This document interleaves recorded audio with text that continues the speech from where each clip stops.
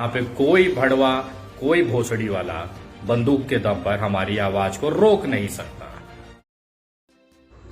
नमस्कार दोस्तों, मैं विनय दुबे मुंबई से फिलहाल हूं उत्तर प्रदेश की चुनाव यात्रा पर और आज शाम एक दुखद खबर आपको भी मिली होगी, मुझे भी आई है कि ओवैसी साहब के ऊपर आज गोली चलाई गई। ये होना ही था। जिस तरह से नफरत की पैदावार हमारे देश में भेजी जा रही है, पैदा की जा रही है, ये सब भारतीय जनता पार्टी का विकास है। ये गोडसे वाले हथियार और बंदूक की ही बात कर सकते हैं, लेकिन वो भूल जाते हैं ये गांधी का देश है, ये संविधान से चलने वाला देश है, ये मेरा देश है। यहाँ पे कोई भड़वा, कोई भोसड़ी वाला बंदूक के दम पर हमारी आवाज को रोक नहीं सकता, चाहे वो कितना भी अपना पिछवाड़ा रगड़ ले।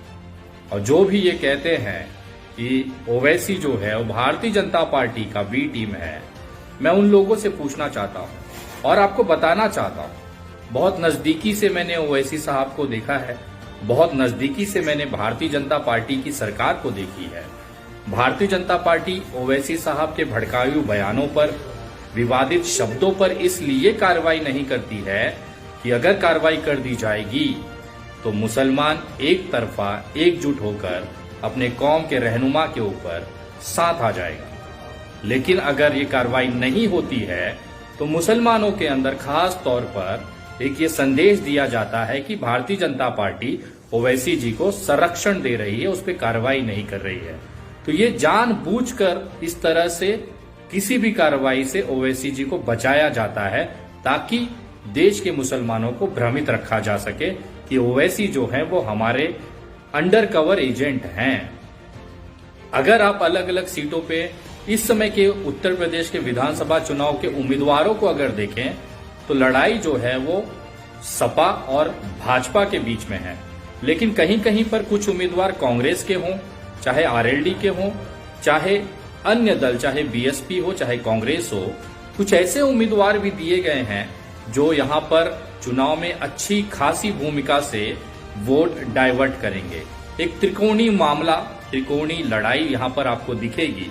लेकिन इन दो पार्टियों की जो एनडीए है, मतलब जो नॉन बीजेपी अलायंस पार्टियां हैं, अगर वो आपस में लड़कर वोट कटवा लेंगी और भारतीय जनता पार्टी वहां पर जीत जाएगी तो कोई भी देश का नागरिक ये नहीं कहेगा कि ये एजेंट हैं भाजपा के।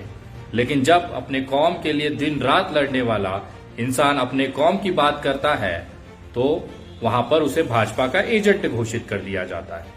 मैं पूछना चाहता हूं देश के तमाम उन भारतीय लोगों से जो ना हिंदू में मानते हैं ना मुसलमान में मानते हैं, मुझे एक बात बताइए, अगर भारतीय जनता पार्टी कट्टर हिंदुत्व की तरफ, हिंदू के लिए बात करती है, सनातन की बात करती है, तो वो सही है।